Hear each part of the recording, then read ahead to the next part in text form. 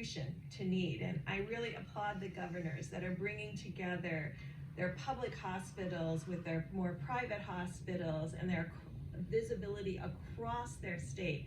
Because what we tried to talk about yesterday is every state, every county is different. That's why we're looking at it at that level of granularity. And as we move through this epidemic, the needs need to be very tailored to those counties and frankly, those hospitals. I mean, there's a reason why the president and Mr. Kushner have been very much involved in finding out what the public hospitals need. Why is that?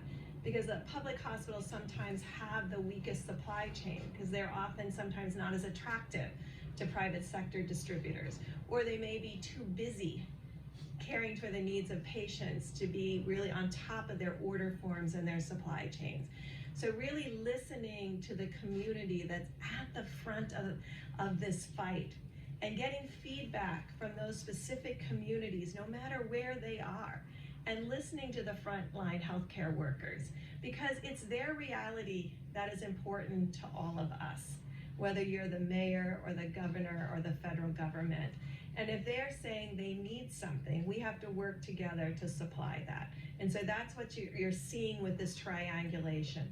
Every county will move through this differently, and that allows us to move around these vital issues that protect the frontline healthcare workers and protect the patients through the ventilators to make sure that the supply chain is aligned with the need as it happens. Now, you have to have very good data in order to be willing to work in that level of granularity. And that's what we've been working on to really develop that level of granularity to ensure that.